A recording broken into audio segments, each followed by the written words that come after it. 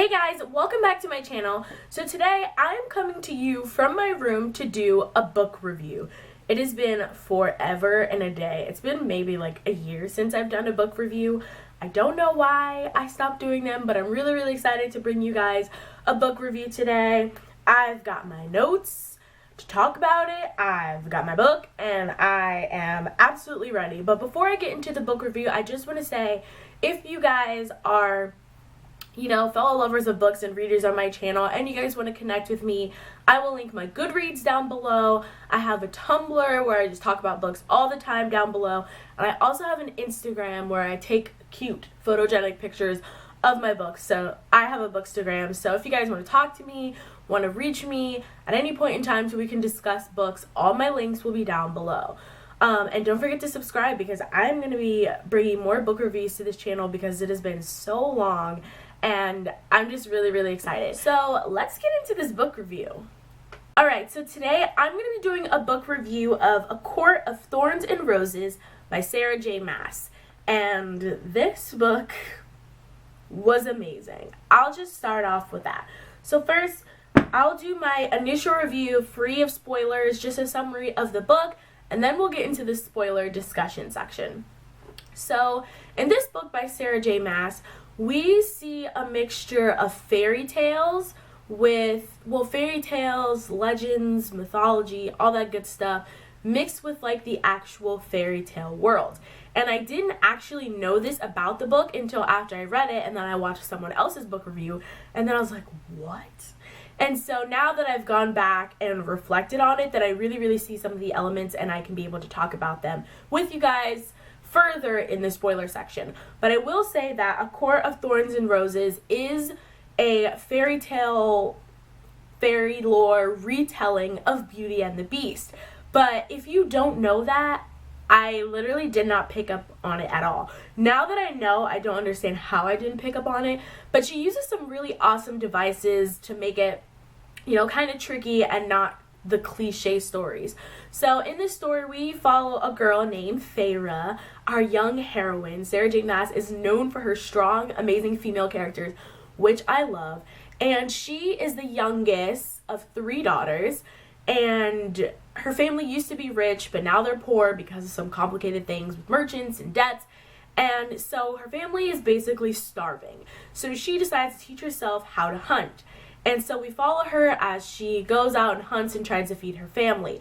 But she lives in a world where there's humans and fairies, but there's like this big wall because of this war that happened 500 years ago. So all humans are terrified of fairies. They hate them. They're disgusted because fairies are cruel. They're liars, and they go through the basic legends of fairies, like they can't lie, and like certain things repel them, like ash and all this stuff. So she's in the woods hunting for her family when she kills a deer, and she also kills a wolf that was going to kill that deer, but she needed it for her family. So then we follow the consequences of that killing, because we find out that the wolf was a fairy, and then the fairies come to her house and they demand a life for her life, but then they don't kill her. They take her to the other side of the wall where no human dares to step foot because it's super dangerous, and she has to carry out the rest of her sentence in Perithian, which is the name of the fairy tale land across the wall. And so we follow her through her journey of, discovering the land of fairies.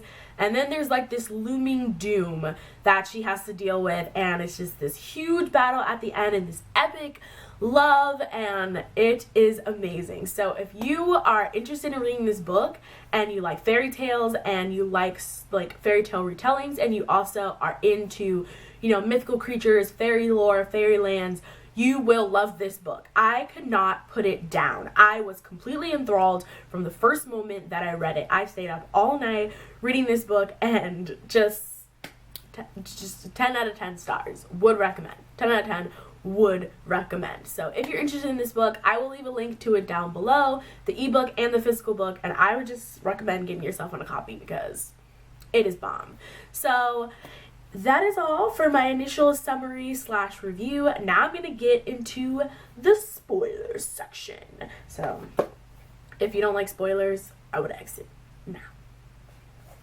Alright, so into the spoilers. I have written down all my notes on here, so I'm just going to be going off of, you know, what I said. And yeah, so basically, let's talk about some characters. First, we meet TUMBLR, who is the fairy that, like, takes Feyre, and, you know, I knew from the beginning when they were at dinner that this was gonna be a romance. Like, I knew automatically there was no way there was not gonna be a romance.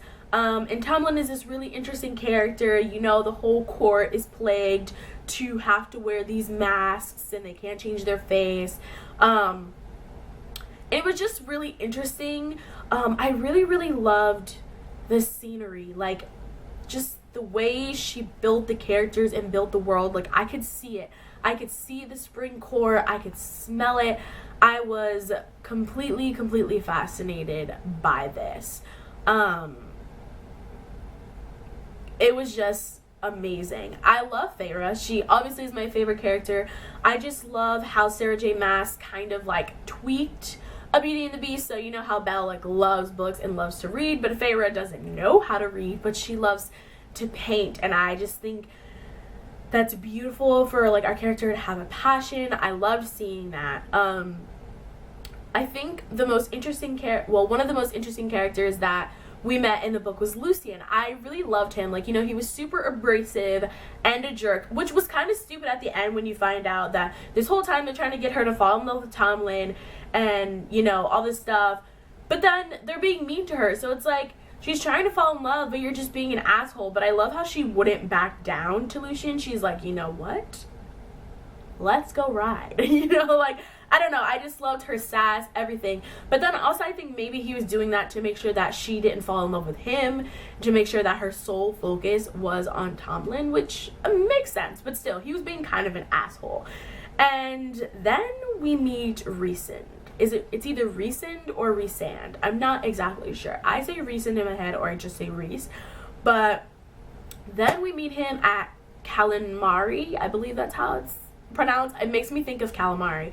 But we meet him, and he is the, you know, High Lord of the Night Court. He is mysterious and dark, and I'm just completely in love with him. Like, I find him fascinating. I think he's super cool, and, like, but I also knew he was dangerous. Like, it was pretty obvious that he was dangerous. So, you know, we followed him falling in love, and then the war under the mountain. Can we just talk about this? I just love so much how Feyre was so, like, cunning and smart, how she defeated the worm, how she figured out that it was blind to, like, cover herself in mud and then trap it in its own, like, bone carcasses of the other humans that it devoured. Like, she is amazing. And then she almost dies, and then she makes that bond, or whatever it is, that, like, magical bond with Rhysand, and he saves her life in exchange for 2 weeks a month, not 2 weeks, 1 week a month. Well, originally he said 2 weeks, but then she, like, bargained, and so now she has to spend 1 week a month in his court, you know, after everything is over. And, you know, he starts taking her to the parties at night, and he's, like, making her wear these slutty clothes and getting her drunk and all this stuff. And for a while, I hated him. I hated him so freaking much. I was like, how could he do this to her? Like, he's objectifying her, like, all this stuff.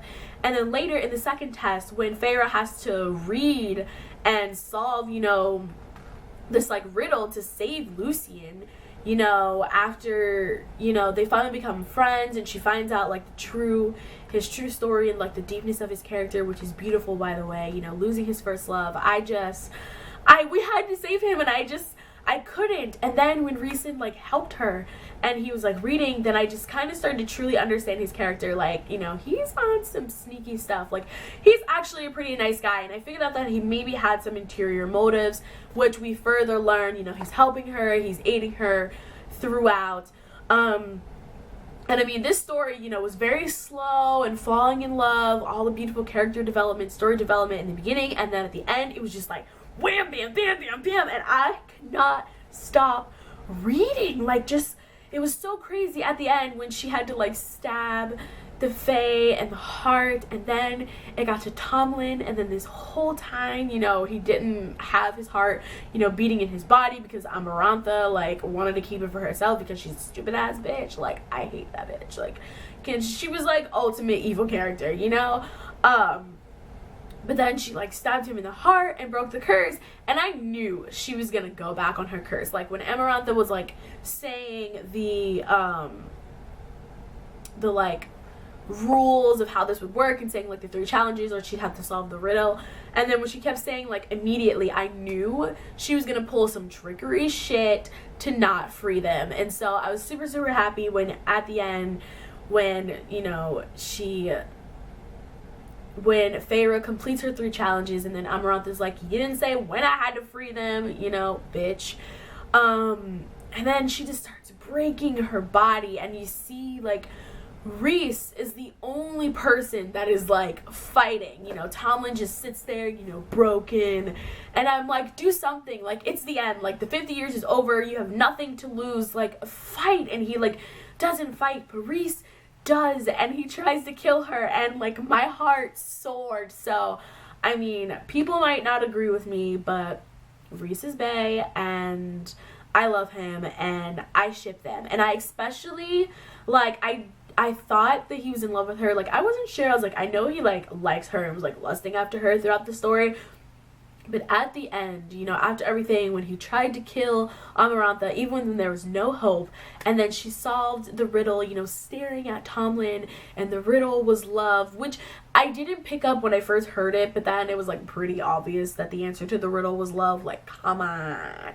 But, I mean, it was still nice. Like, some obvious things are nice, you know, to feel. So after that, when all the High Lords, like, gave a piece of them to turn her into a fairy, after, you know, Amarantha, like, snapped her neck and her life was over, like, at the end, when she was a fairy, and there's, like, this part where she and Rhys, like, make eye contact, and she talks about how there's, like, this shocked look on his face, and I was like, oh my god, he's in love with her. Like, my heart, like, was crushed. I was like, oh, no. And now she has to, in the next book, she has to go back to the spring court and adjust to life as a fairy. And it kind of ends with this sadness where I believe she, like, looks at some scenery. I don't remember exactly what she looked at, but then, like, she stopped cataloging color, like how she would see colors and textures, and, you know, that was a part of her art. Like, it stopped when she became a fairy, and that just broke my heart. So, yeah. Those are just my feels for the books. Let me see if I left anything out. Yeah. I pretty much said everything that I wrote down in here. I said also that I loved their culture, like the parties, the ceremonies. It just seems like a beautiful, fun culture to be a part of. So I really, really love that. And then, obviously my favorite part was, you know, the testing. Like, that part was just so high-packed action and a takeaway from, you know, the love story and the character building. So I love, love, love that part. And then, oh, I hate Feyre's family. Her dad is a little whiny ass bitch, and her sisters are assholes. Like, they just let her, you know, go out. She's the youngest out of both of them, and they're so mean to her, and she, like, is so kind, and she tries to paint things around the house, tries to make it look pretty. She does all the hunting. She gives them money to, like, go and buy, like, stupid things because they want to pretend that they're still rich even though they're not. Like, fuck them. For real though. Fuck them. But overall, I love this book. Let me know some of your thoughts down below. Like, do you agree that Rhys is a total heartthrob? Do you also hate Nesta and Elaine, and especially her bitch-ass dad? Like, but I will say that my heart did warm for Nesta when you find out that Nesta, like, tried to go after her and save her. I was like, fuck yeah. I was like, maybe they're not so bad. So hopefully we'll see some more of them in the second book, and they get a chance to redeem their awful character. But yeah, let me know what your thoughts are down below. Again, I'll leave my social media links so we can talk about books down below, and I will talk to you guys in my next book review, which I'm technically about to do now because I'm gonna go finish A Court of Mist and Fury and tell you guys my thoughts. Peace.